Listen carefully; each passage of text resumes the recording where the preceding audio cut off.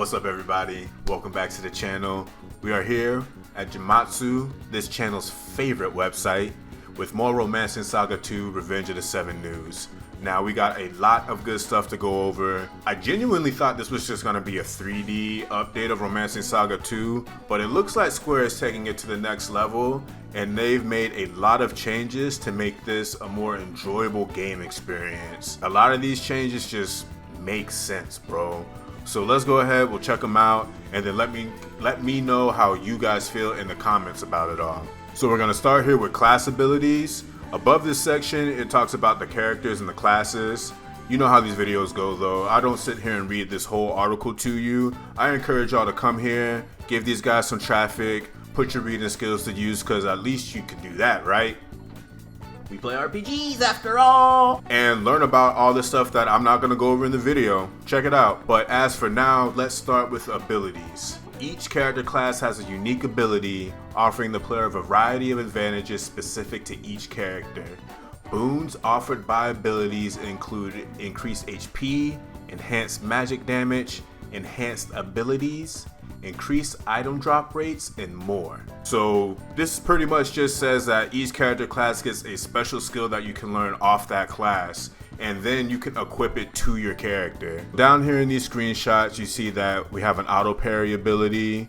Down here, we learn a spell BP reduction ability. BP is new as well. We'll go over that a little bit later. And then right here, this screenshot's dope because it's just a list of available abilities, and you can see a lot of stuff in here. The analysis skill, critical striker, tech damage up, auto BP recovery, a lot of good stuff in here. And it's cool in that you get to build a unique character based around these skills. At least that's what it seems like to me.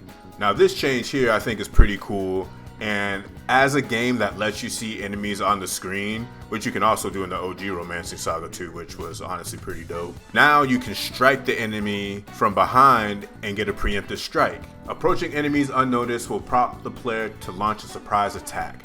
Upon launching a successful preemptive strike, the encounter will begin with the enemy taking a small amount of damage and having their action speed reduced in the first turn, which I assume will let you go twice before they go once. Furthermore, the party's retinue will gain some charge for their overdrive gauge, which, like BP, we'll talk about later. So this pretty much works the same way it works in like every RPG that has this system. You get the preemptive strike, you get speed advantage, they take some damage, which I think is pretty cool. And then we'll talk about overdrive, but basically filling your overdrive bar is a great thing in this game. However, the player can receive surprise attacks as well. Should the Emperor's retinue be ambushed, the retinue's formation will be thrown into disarray, and they'll be unable to flee from battle for a set amount of turns. So if you get ambushed, you gotta hold the L, man, and hope that you can fight your way out of that shit. That's the way it should be, even though it's really fucking frustrating to deal with. Right, the next thing we got up are united chain attacks, and this is where our overdrive bar comes into play. As the game progresses, the number of retinue members that can act together for a united attack can increase. It begins with a minimum of 2 characters and can be upgraded to a 5-chain united attack. Encounters ending with a united attack dealing the final blow will be granted a TP experience bonus to the entire retinue, which is super sick. So if you end these battles, like let's say you're in a boss battle and you end that boss battle in a united attack, you can get some fat experience, bro. That sounds awesome. A really cool team attack system that encourages you to use it, which is really sick. Now here we go, the overdrive bar or gauge that we were talking about earlier. The overdrive gauge, which is required to launch a united attack, carries over between encounters. Once longer united attack chains are unlocked, they can be used in battle by repeatedly building up the overdrive gauge. Once the united attack has been launched during an encounter, the next united attack used within the same encounter will include more retinue members. So that sounds like, hey guys, please use this during boss battles, please. Spells and techniques, this section. This is a pretty big change too. characters can spend battle points to use powerful techniques and spells in their repertoire. So there's no TP and there's no magic. It is all BP now. BP does not restore automatically between encounters. Instead, it can be recovered by staying at inns, using consumables, or interacting with BP recovery zones. So even though it's not MP, they treat it like MP. Alright, so our handy dandy Blacksmith makes a return, but it's got some pretty big changes.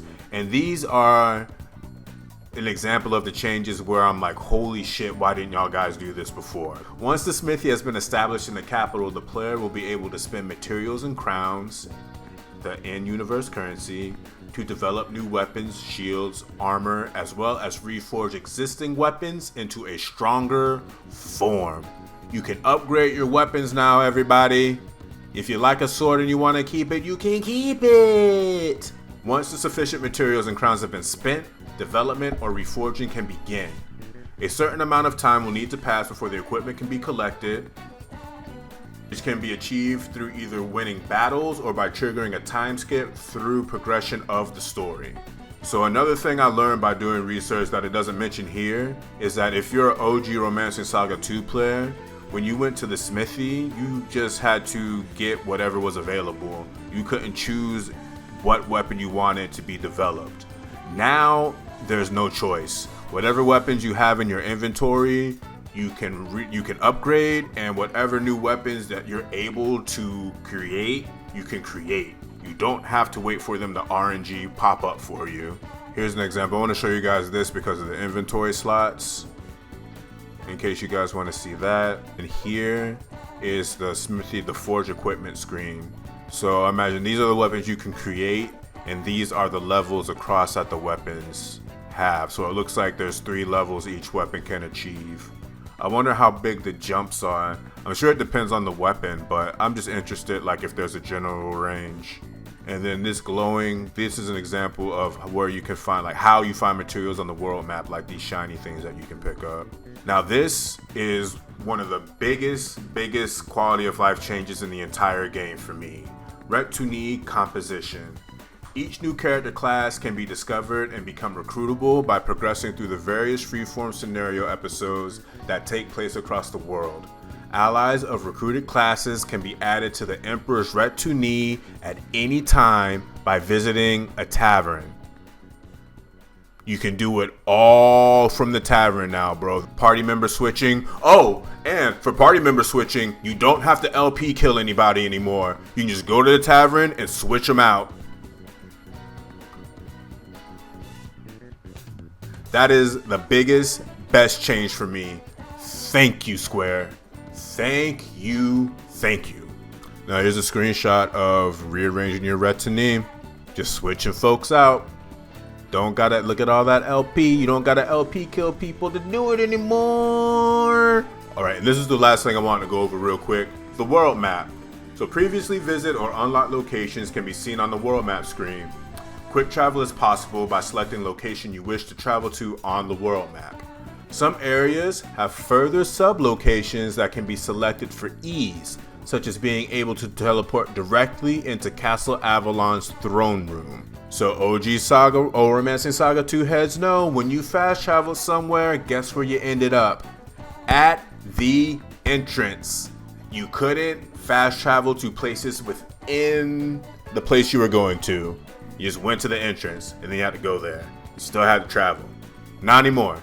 Now you can go straight to where you want to go as long as the map allows you to do so. Alright everybody, that is going to do it for me. What do you guys think about Romancing Saga 2? Revenge of the Seven.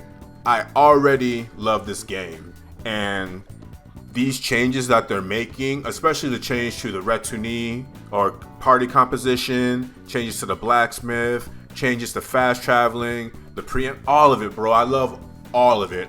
None of these changes sound bad to me, not a single one. But what do you guys think? Let me know down in the comments so we can talk about this fucking game, and I'll see you guys next time. Peace.